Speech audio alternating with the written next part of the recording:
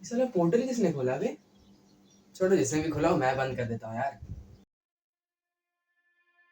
तो हेलो दोस्तों, मैं यश और आज मैं मल्टीवर्स ऑफ मैडनेस के बारे में बहुत कुछ बताने वाला हूँ जो शायद आप लोगों को पहले नहीं पता होगी या फिर पता भी हो सकती है। ऐसा कुछ नहीं, बहुत सारे क्रिएटर्स वाले हमेशा इसके ऊपर ही बनाते रहते हैं, मेरे को मौका ही नहीं मिलता बनाने का।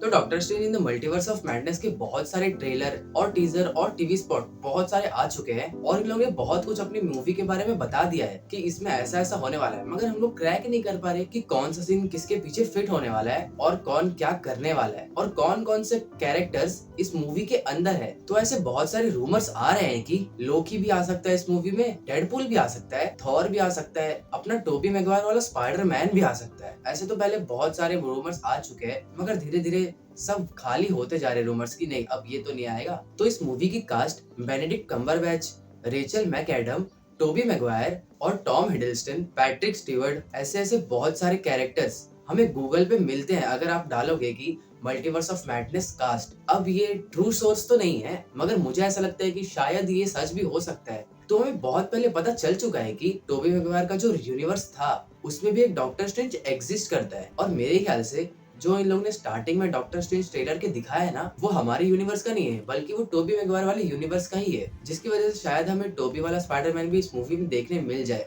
जब स्पाइडरमैन नो वे होम में इन तीनों की एंट्री हुई थी तब तो यार इतनी ज्यादा सीटियां और इतने ज्यादा लोग पागल हो गए थे कि आपको क्या ही बताऊं, रिएक्शन तो भाई सबका देखने लायक था। अब पता नहीं मल्टीवर्स ऑफ मैडनेस में कैसे बॉम्ब्स फूटेंगे। और डॉक्टर स्ट्रेंज के ही एक ऑफिशियल पोस्टर में हमें बहुत सारे कांच दिखाए गए थे, जिस कांच के अंदर डेडपूल की फोटो भी बनी हुई थी। अब सोचिए भाई, अगर डेडपूल आ गया इस मूवी के अंदर तब तो भाई क्या ही मजा आने वाला है, क्योंकि पहले से ही पैट्रिक स्टुअर्ट आ चुके हैं हमारे मूवी के अंदर, मतलब हमारे नहीं, डॉक्टर स्ट्रेंज के। और मल्टीवर्स ऑफ मैडनेस की कहानी नो वे होम के एंड से ही चालू होने वाली है। मतलब कि जब वॉन्ग ने देखो बोला था Don't cast that spell.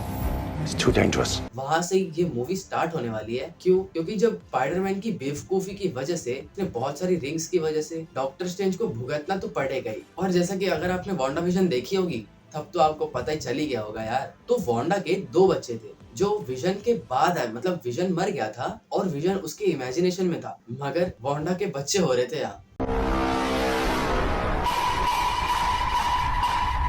और जब वांडा विजन का एंड हुआ था तब हमें ऐसा दिखाया जा रहा था कि वांडा डार्क होल्ड बहुत ही मन लगाकर पढ़ रही है और इतनी भयानक दिख रही है, वो ऐसा लग रहा है कि भाई अभी किसी को उठा के खा जाएगी। और अपने दोनों बेटों को लाने के लिए ये कुछ भी कर सकती है, मतलब कि लिटरली कुछ भी कर सकती है ये। तो जब ट्रेलर आया था उसमें अपने डिफेंडर स्ट्रेंज के हाथ में कुछ लाल बॉक्स टाइप का लगा हुआ था और हमें ऐसा लग रहा था कि वो बहुत ज्यादा स्ट्रगल कर रहा है किसी को हराने के लिए, मगर फिर अगले टीवी स्पॉट में हमें ऐसा दिखाया गया कि वो लाल अब व्हाइट हो चुका है।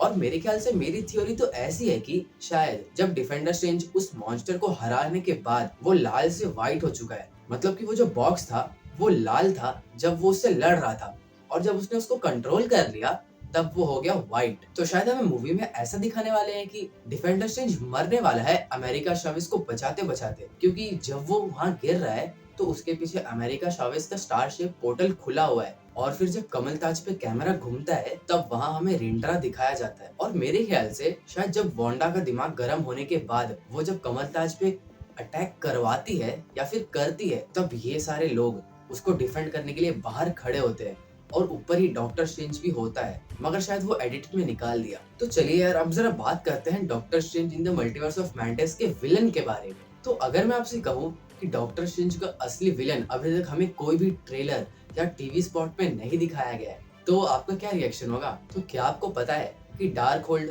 किसने लिखी है, मतलब कि डार्क होल्ड को बनाया किसने है? डेटॉल ने, सॉरी कीटॉन ने। तो कीटॉन एक बहुत बड़ा राक्षस टाइप का इंसान है, मतलब इंसान नहीं, राक्षस ही है जो केओस मैजिक वांडा यूज करती है। सोचिए वो उसने ही बनाया है, मतलब वो उससे ही पावर सोर्स ले रही है और वांडा इतनी पावरफुल है तो सोचिए किटॉन कितना पावरफुल होगा यार। सोचिए किटॉन ने सारे जादू मंत्र अंतर मंत्र जो भी उसमें रहता है उसने डार्क होल्ड में लिखा है और वही पढ़ के वांडा इतनी ज्यादा इविल हो गई है। तो सोचिए भाई कीटॉन कितना ज्यादा इविल होने वाला है। अब इस पे आप बिल्कुल भरोसा एकदम आंख बंद करके मत करना। तो जैसा कि मैंने आपको पहले बताया कि वांडा अपने करण अर्जुन को जिंदा करने के लिए कोई भी हद पार कर सकती है, तो मेरे ख्याल से ये कीटॉन से रिक्वेस्ट करेगी कि मेरे करण अर्जुन मुझे वापस कर दो और शायद ये अपने दूसरे वेरिएंट्स की मदद भी ले सकती है कीटोन को हराने के लिए। क्यों? क्योंकि इसमें हमें ज़ॉम्बी वांडा भी दिखाई गई है और जो इतनी ज्यादा इविल लग रही है, और हमें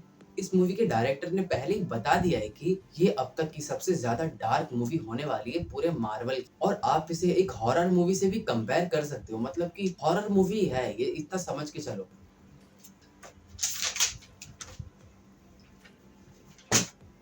तो हमें एक और टीवी स्पॉट में ऐसा भी दिखाया गया कि कोई ज़ॉम्बी वांडा हमारे अल्ट्रॉन बॉट्स के सर के साथ बास्केटबॉल खेल रही है, या फिर सुपीरियर आयरन मैन के सर के साथ। तो मेरे ख्याल से जब डॉक्टर स्ट्रेंज को बंदी बना के ये लोग इल्यूमिनाटी के बेस में लाते हैं,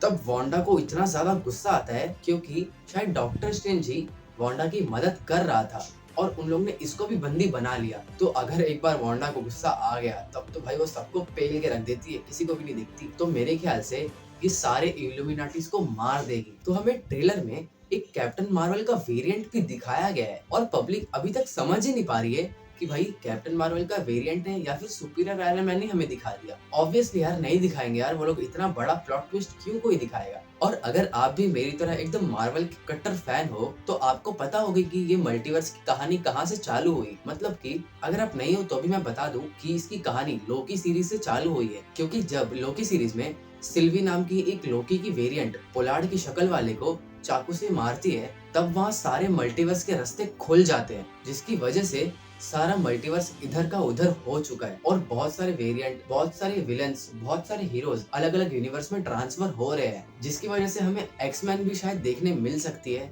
मतलब वही अपना डेडपूल यार, और पैट्रिक तो है ही, उसके बारे में क्या ही बोलना। तो भाई जब मैंने ज़ॉम्बी वांडा को उस अल्ट्रॉन बॉट के सर के साथ खेलते हुए देखा तब तो भाई मेरी फटके चार हो गई, क्योंकि भाई मेरे को तो भाई आयरन मैन से अलग ही लगा है, भले ही वो कोई भी यूनिवर्स का आयरन मैन हो। आयरन मैन तो आयरन मैन हो गए। तो दोस्तों मार्वल का तो भरोसा नहीं, ये लोग तो हर तीसरे दिन में एक और नया टीवी स्पॉट भेजते जा रहे हैं और हमें कंफ्यूज करते जा रहे हैं। तो अब इसका तो मैं भी कुछ नहीं कर सकता यार। और तो और हमें शायद व्हाट इफ की सीरीज का थोड़ा सा पार्ट भी इसमें देखने मिलेगा, क्योंकि जिस पोस्टर में हमें डेडपूल दिखाया गया उसी पोस्टर में कैप्टन कार्टर की शील्ड भी है। अब कैप्टन कार्टर किस में है? अपने व्हाट इफ के सीरीज में।